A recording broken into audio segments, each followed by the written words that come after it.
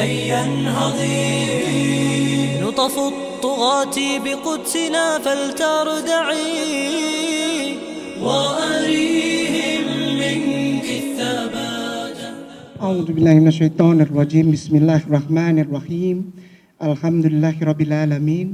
Assalatu wassalamu ala asrafil anbiya wal mursalin Sayyidina Muhammadin wa ala alihi wa sahbihi wa atba'i ajma'in. Qala ta'ala fil Al-Quranil Karim, Ya ayyuhalladzina amanu ittaqullaha haqqa tuqatih wa la tamutunna illa wa antum muslimun. Wa qala Bismillahirrahmanirrahim. Iza ja'a nasrullahi wal fath wa ra'aitan nasa yadkhuluna fi dinillahi afwaja fasabbih bihamdi rabbika wastaghfir innahu kana tawwaba. Shadaqallahul adzim. Asyhadu an la ilaha illallah wahdahu la syarikalah. Lahul mulku wa lahul hamdu yuhyi wa yumiitu wa huwa ala kulli syai'in qadir. Wa asyhadu anna Muhammadan abduhu wa rasuluhu la nabiyya ba'da. Allahumma shalli ala sayyidina Muhammadin wa ala alihi wa sahbihi wa atba'ihi ajma'in. Amma ba'd. Sekali lagi dengan segala rasa hormat dan kerendahan hati saya mengucapkan Assalamualaikum warahmatullahi wabarakatuh.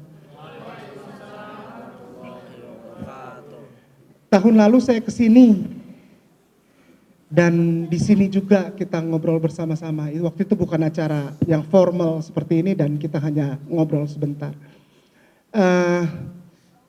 Buat yang baru pertama kali ketemu, nama saya sebetulnya Agustinus Christopher Kainama dan sampai hari ini nama itu masih ada buat saya karena agak sulit untuk di Indonesia ini untuk merubah nama.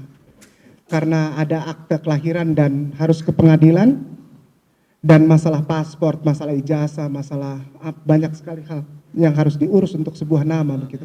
Jadi saya nggak pernah malu untuk sebut nama saya Agustinus Christopher Kainama dan saya biasa dipanggil Kay. Segala puji bagi Allah yang telah menghantarkan setiap kita yang saya hormati. Oh iya, ini kurang kedengeran. Karena hitam, wajar, nggak apa-apa. Kalau agak kurang jelas kelihatan nggak apa-apa. Kita dari Indonesia Timur biasa, itu hal biasa. Mati lampu. Ya baik. Ya kalau gitu saya di sini aja. Kalau sini kelihatan, Coba kasih lampu dulu yang terang. Soalnya kalau gini terus nanti lama-lama kering. Afwan Ustaz.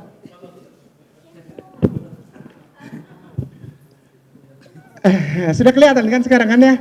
Kalau bahasa Prancisnya bilang parum lampu. Poek. Ya, parum lampu. Itu bahasa Prancis tuh. Jadi kepada orang-orang yang begini bilangnya, je suis étudiant de français. Itu orang-orang yang begitu yang ngerti. Kalau enggak ngerti. Ya, étudiant de français atau étudiant de français, comprends pas de français, itu biasa. Tapi kalau yang tidak bisa bahasa Prancis nggak ngerti tadi saya ngomong apa ya. Baik. Segala puji bagi Allah yang telah mengumpulkan di tempat yang mulia ini setiap kita. Yang saya hormati, ustadku, guruku, orang tuaku, panutanku, contoh hidupku, Ustadz Nababan.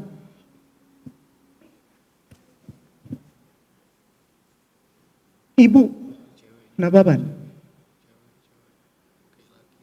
Ibu Cece, Pak Haji Roni, para ustadz, para santri,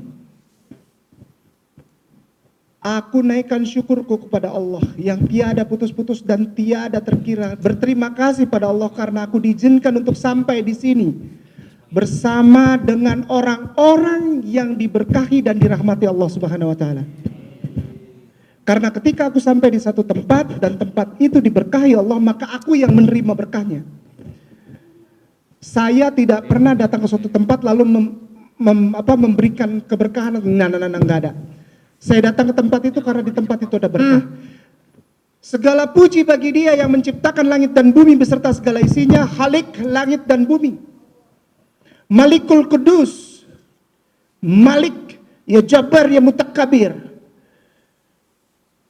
Segala sesuatu yang luar biasa bagi dia, segala kepujian, segala rasa hormat dan sujud hanya bagi dia, Allah Subhanahu wa ta'ala. Dan kiranya selawat dan salam tercurah bagi seorang laki-laki yang luar biasa, yang diambil tauladan contoh dan dipersiapkan Allah bahkan sebelum segala sesuatunya dipersiapkan Allah. Seorang laki-laki yang mulia karena sebetulnya dia berasal dari yang biasa-biasa saja. Baginda, Nabi, Rasul, junjungan kita semua umat Islam, Muhammad sallallahu alaihi wasallam. Sekali lagi yang sedang duduk dan berbicara di depan semua jemaah yang disayangin Allah saat ini adalah seorang mantan pendeta. Dan buat Anda yang baru pertama kali melihat dan baru menyaksikan ini si kurang terang ini ya agak-agak poek saeutik ya, agak-agak gelap sedikit ini adalah hard evidence, adalah contoh konkret, adalah bukti nyata, bukti yang nyata, bubuk teri dina mata bahasa Perancis nanti. Dari apa? Bukti nyata bahwa Allah Subhanahu wa ta'ala tidak pernah meninggalkan pekerjaan tangannya.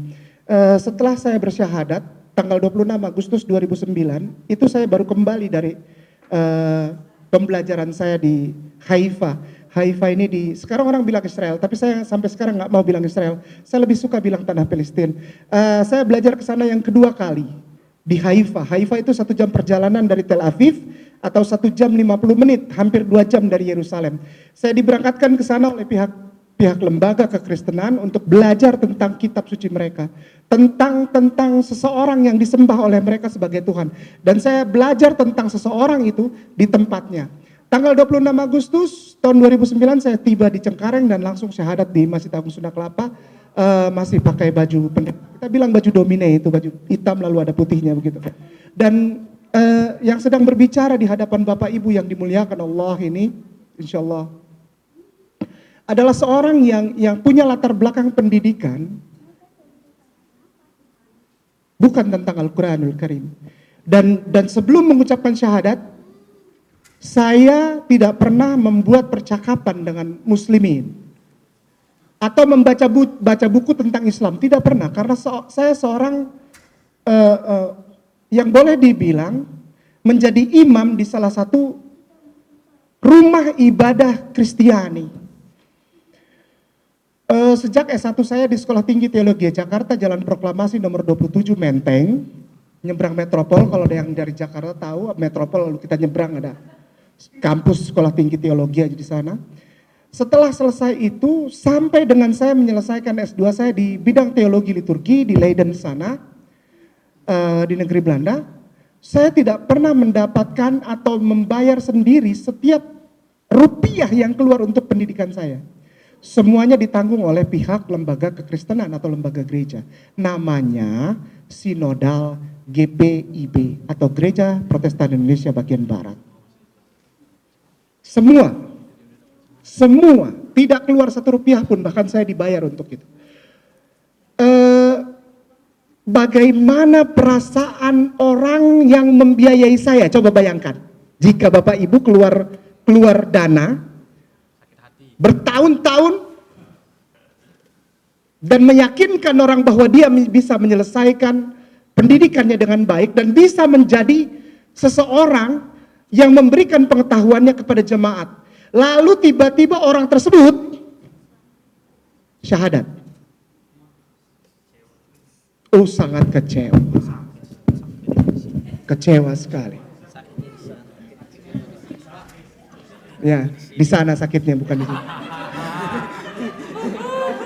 Ya. Jadi di Gambir itu ada Gambir, tahu Gambir, ya. Lalu di depannya ada gereja yang atasnya ada kubah seperti masjid itu kantor pusat kami. di situ yang sakit. Maaf, bukan di sini. Jadi sakitnya tuh di sana, gitu. Bukan di sini. Oh, ngapain saya sakit, rugi dong. Ya, Allah kasih. Nah, saya adalah orang yang demikian.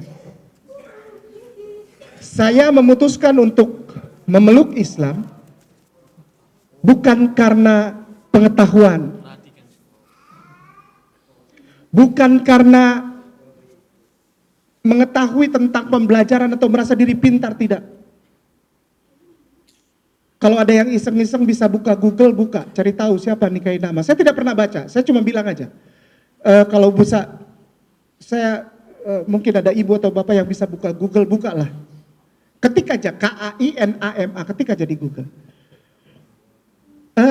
Tahun 2013, Agung, salah seorang sahabat kita, saudara kita yang bekerja sebagai wartawan Republika, menuliskan satu judul yang membuat tidak nyaman para pemimpin-pemimpin lembaga kekristenan. Judulnya Ahmad Kainama setahun Islamkan berapa itu, Bu? Ada yang udah buka belum? Ada yang udah buka belum? Buka dong. Kenapa nggak ada paket? Pulsa habis, pulsa habis. Telepon bagus, nggak ada pulsanya, gimana? Oh iya, baik. Ada sudah buka? Alhamdulillah. Apa katanya? Apa itu? Apa 114 apa, Bu? Ribu? 114 orang. Agung Republika menuliskan satu hal yang membuat orang tidak nyaman dari lembaga kekristenan. Bulan Juni tahun 2012 sampai dengan bulan Juni tahun 2013, Agung mengumpulkan data, Mas Agung ini mengumpulkan data dari Masjid Agung Sunda Kelapa dan Masjid Istiqlal, dan ada beberapa dari Cut Mutia dan ada beberapa dari Atin.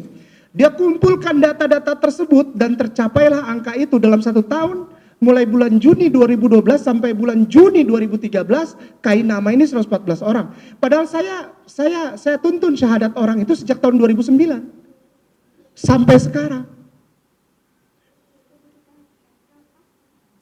Enggak masalah numbers, saya nggak pernah pikirin numbers, saya nggak pernah pikirin jumlah. Buat saya itu, karena memang saya tidak pernah syahadatkan orang, saya tidak pernah Islamkan orang, saya tidak pernah. Yang Islamkan orang itu Allah. Dr. Zakir Naik mau masuk ke Indonesia susahnya minta ampun sampai Kohani, Stephen, Dorang kumpul. Lalu bikin persiapan dan akhirnya alhamdulillah Dr. Zakir Naik. Dr. Zakir Naik datang ke sini sampai masuk Bekasi kemarin, Makassar, Jogja dan sebagainya, Nusa Tenggara Barat.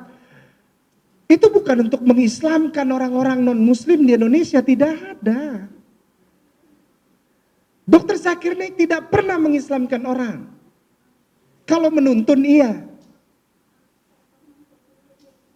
Almarhum Didat tidak pernah mengislamkan orang. Ustadz Nababan tidak pernah, Ibu Haja Hirena tidak pernah, Omo Koginta tidak pernah, Felix tidak pernah, Yahya Waloni segitu kerasnya dia tidak pernah. Siapa yang pernah mengislamkan orang? Allah Subhanahu wa Ta'ala. Melalui apa? Melalui dibuka hatinya. Kita mempersiapkan diri sebagai muslimin. Saya udah nggak lihat lagi mualaf, karena jangan mau disebut mualaf lama-lama. Cemen. Oh iya, saya tidak mau lagi dibilang mualaf. Saya tidak mau. Saya nggak mau. Mualaf itu cengeng. Sahabat Rasulullah semuanya adalah mualaf. Semua. Dan saya bangga dengan sahabat Rasulullah karena perwakilan ada orang hitam di situ. Sahabat Rasulullah mu'allaf semua, dan mereka tidak pernah lama-lama dibilang mu'allaf. Hari ini mu'allaf, besoknya menjadi seorang mujahid. Dia berjuang, perang, masuk Taif, dilemparin batu bersama Rasulullah, berjalan di kandak luar biasa. Walaupun Uhud ada masalah, pemanah itu turun dari gunung, tapi para sahabat yang mualaf itu di depan mereka, berdarah itu, taruhan nyawa itu. Sekarang ini banyak orang yang disebut mualaf bawa sertifikat keliling minta ongkos. Dan akhirnya yang membuat muslimin dan muslimah yang adalah Islam sejak lahir menjadi tidak respect kepada mualaf. Karena kebanyakan mualaf mengeluh terus hidupnya. Setelah aku menjadi Islam, hidupku susah. Aku diberhentikan kerja, aku diputus hubungan dengan keluarga. Susah terus. Salah. Enggak ada itu. Enggak ada. Salah. Ketika engkau mengucapkan 2 kalimat syahadat yang sebelumnya engkau adalah seorang non-muslim, maka kekayaan terbesar adalah la ilaha illallah Muhammad Rasulullah. Itu kekayaan yang tiada duanya. Kau tidak bisa beli walaupun uang berapa. Kalau 1 hari 2 hari perutmu lapar. Tadi saya minta tolong Pak Haji Roni pegang ini saya. Bukan untuk sombong, bukan untuk ria, kasih lihat kayak nama ini kayak gimana. Saya ini dipukul orang sampai sudah mau mati. This close to be death, gitu. Dekat mati itu udah saya udah rasa. Dan buat saya asik-asik aja. 6 jahitan, ya 6 jahitan, lalu 4 jahitan. Ini sudah tidak ada lagi tulang, lalu di sebelah sini 3, di sebelah sini 2. Asik, kita bisa main hitung-hitung, 3 tambah 2, 5.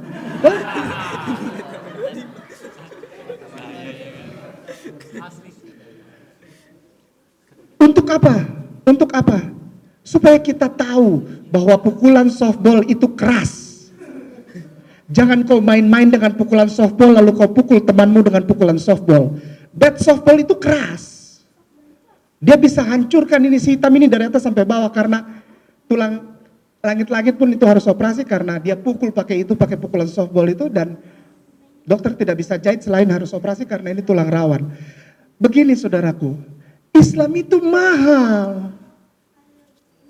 Setiap langkah, detik demi detik, menit demi menit, hari demi hari, jam demi jam, weeks, months, years yang kita hadapi untuk memasuki Ramadan, itu adalah harga yang mahal yang diberikan kepada setiap orang yang mengucapkan la ilaha illallah Muhammad Rasulullah. Come on, bangun. Jadi Islam bukan untuk cari uang keliling, lalu kita sedih, bikin muka sedih kayak film India, utaran, muhabaten. Enggak ada. Atau begini. Ketika dia mualaf, lalu dia hafal 2 juz, 3 juz, anak-anak Ambon itu yang insya Allah nanti saya berangkat tanggal 28. Setiap tahun insya Allah saya berangkat ke sana. Kita keliling mulai dari Melaboh, Tanjung Uban, Tanjung Pinang, Pekanbaru, Bengkulu, Jambi, Pelaju, Lampung kita lewat dulu, Magelang, Salatiga. Pokoknya di mana-mana tempat yang kekristenannya hebat itu. Saya senang kalau diundang ke sana.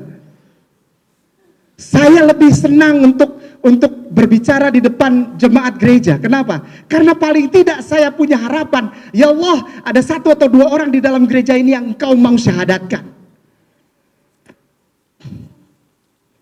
Pekanbaru di dalam gereja,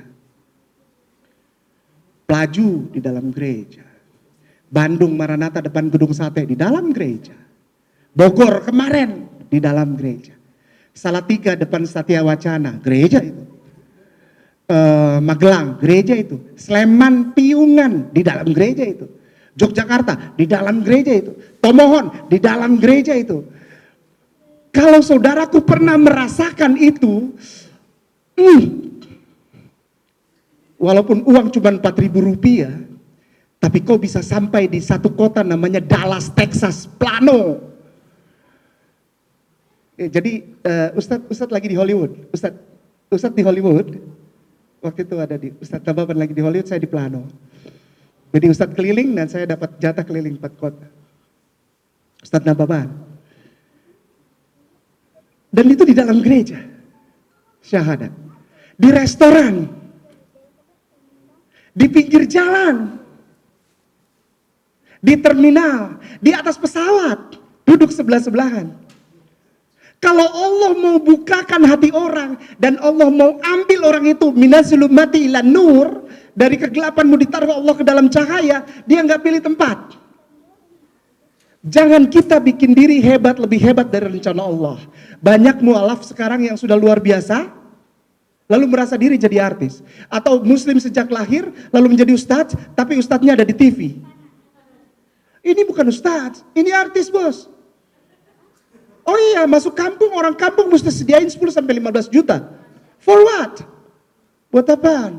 Tidak ada, Islam tidak begitu. Islam tidak berdiri di depan kamera television lalu luar biasa, suci sekali, very holy person gitu. Astagfirullah, subhanallah. Ntar ada yang mau ngomong.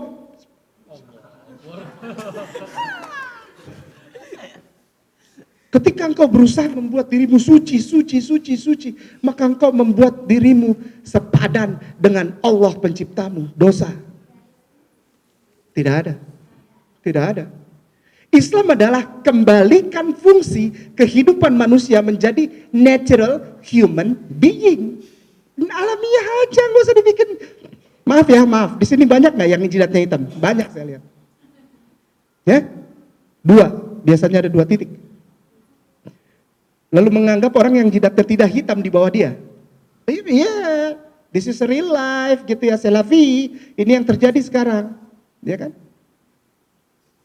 Selavi, inilah hidupmu yang sekarang, hidup nyata. Banyak orang-orang yang jidatnya hitam menganggap diri lebih baik daripada orang yang jidatnya tidak hitam. Padahal tahu nggak, orang yang tidak hitam jidatnya itu membawa nama orang yang jidatnya hitam di dalam tahajudnya. Kita kan nggak tahu dia habis saat tahajud dia doain nama kita. Ada yang 2 bos, menganggap dirinya luar biasa. Bukan saya anti, saya sangat menghormati yang jidatnya hitam. Karena para guru saya jidatnya hitam semua.